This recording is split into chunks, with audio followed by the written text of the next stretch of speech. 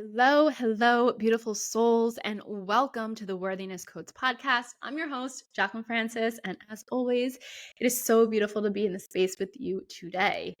Let's get started. Last week, we opened passage 6 of sovereignty, and we moved through the shadow of self-abandonment and the pathway, the transformational energy of authenticity. So if you haven't listened to that episode, highly suggest you do so before tuning into this one. If you don't feel called, that's okay too. Let's get started. So we are awakening the pillar, the worthiness code of sovereignty today. This is the higher frequency, the higher octave of your authenticity. As we discussed last week, your self-abandonment, that is the shadow, that is your pedestal, that is probably where you're functioning from, showing up in partnerships, relationships, the workplace, community, wearing masks, speaking truths that aren't authentic to your truest expression of self, to people please, to fit in, to be accepted, to be loved. We moved into the pathway, the transformational energy of authenticity, to understand how to start showing up as your most authentic self, why it's important, and why you are worthy of being those versions of self, that version of self.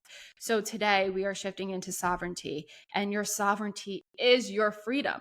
Because when you are authentic, when you always show up with your authentic truth, speaking that inwardly to self, outwardly to others, no longer holding fear of abandonment and people pleasing and wanting to be accepted because you accept and love yourself, you then are free always to be exactly how you are without attaching onto narratives, onto other people, onto things outside of you to make you feel accepted and wanted and desired. This is your autonomy. Your sovereignty is your autonomy. It's your inner governing. Okay. This is your inner authority.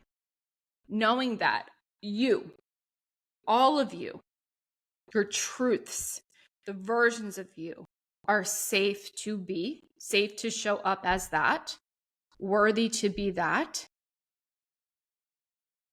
And the way that you get here is through acceptance and love and self-actualization to rid those parts of you that don't serve you.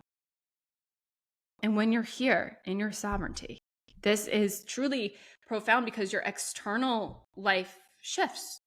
We know this, right? Through every worthiness code, every passage that we move through. But this is when authentic partnerships and relationships and jobs and opportunities show up in your life because you've accepted who you are and you love who you are and you're worthy of who you are and you're not fearful to show up that way. You're not fearful to speak your truth. You are sovereign in all of that. So now you live life as a sovereign being. And that is powerful. Because you're no longer making yourself small to fit into certain standards or certain constructs or communities that don't align. Okay? So this is the highest frequency because, yes, being your most authentic expression of self is powerful and it's very important because it's how you get here. But when you aren't embodying sovereignty, you still have the ability to fragment pieces of yourself, to show up, authentic in a certain friend group as one version of self, and then in another as a completely other version of self. But when you pull in those pieces and become one, now you're your authentic version of you, safe to show up within those friend groups just as you are. So you are no longer attaching to people and narratives and making yourself small. Because why would you want to make yourself small? You didn't come here to be small. You came here to be expanded and free and exactly who you are. And when you're exactly who you are, that's the space that's being created.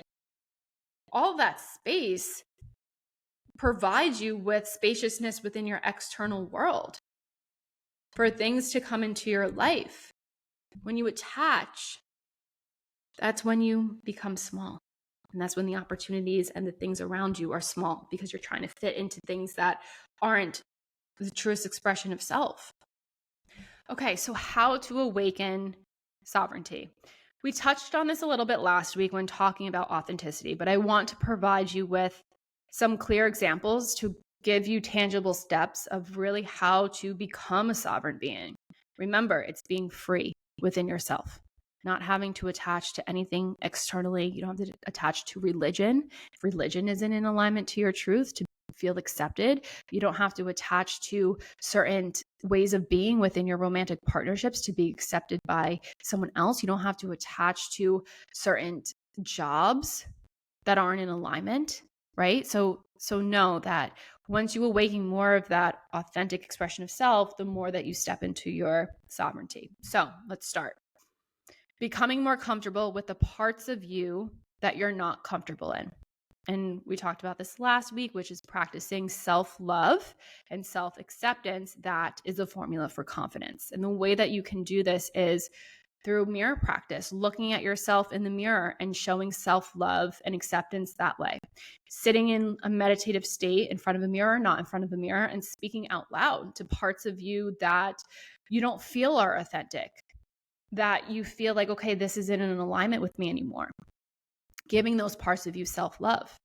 Where are you self-abandoned? Going back to your shadow, showing those parts of self-love, the parts of self that you know are authentic, but you were afraid to tap into. Giving those parts of you self-love and acceptance. And mirror practices can also look like a self-dialogue. So before you go on a date, before you have a conversation with your family or a loved one or your partner or a friendship, or before you show up in community, practicing how you're going to show up as your authentic self before you actually show up. Because like I said last week, this process is a rebirth. It can feel uncomfortable. But the more that you do this, the more that you start to show up as who you are, that's when the embodiment happens. You can't embody if you're not living life as that. So having those self-dialogues, especially with dating or especially before important conversations within like those one-on-one relationships, can be really, really helpful. It gives you permission to feel safe in the truth that you're speaking and the masks that you're no longer wearing, the authenticity that is coming with you on those dates into those conversations. And lastly, start saying no to things that don't feel good and start saying yes to things that scare you. And this is a hard one, especially if we tend to people please. This can be really, really hard. So know that through these practices, this is how you awaken your sovereignty. This is how you begin to embody your authenticity. Okay? So how to know you're here? You become so unbothered by external circumstances. You become unbothered by people's opinions of you or judgments. You become unbothered if you're rejected from a date because you know that obviously it's not in alignment. If you showed up as your most authentic self, okay, it's not in alignment. So that's clearly a divine redirection from the universe. You start to speak your truth more. You don't feel like your throat chakra is closing because you're holding back. And again, this will be uncomfortable because you're ridding the old and stepping into the new. So there's going to be like a recalibration that's taking place. But you'll know when you're there because you just become confident in those parts of you that you were never confident being, but felt drawn to become. Okay? So know that, especially when we're talking about your voice and showing up in your truth and saying no and speaking your truth and standing your ground, whether it's stating boundaries or, telling a person how you feel, you're showing up in a very, I like to say, a very powerful place, but a very gentle place as well. This is a part of the awakening process that holds inner peace.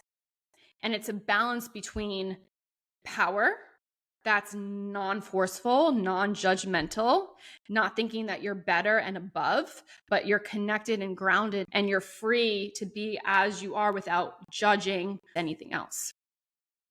And your freedom is internal. So you understand safety and love comes from within, and you do not need anything outside to validate that. So again, it all starts from within. And when you cultivate that acceptance, that love, that authenticity from within, that's freedom, because you were free to be as you are, and that ripples outwardly, where you no longer feel like you have to attach and fit into small spaces and judge and contort and wear masks. So your sovereignty is your freedom. Your freedom comes from within, and it ripples out into your external environment. So I hope that all makes sense. As always, you can dive in deeper with the journal prompts and guided meditations on the worthinesscodes.com. And yeah, we'll open passage 7 next week. So until then, I love you. I love you. I love you. Bye.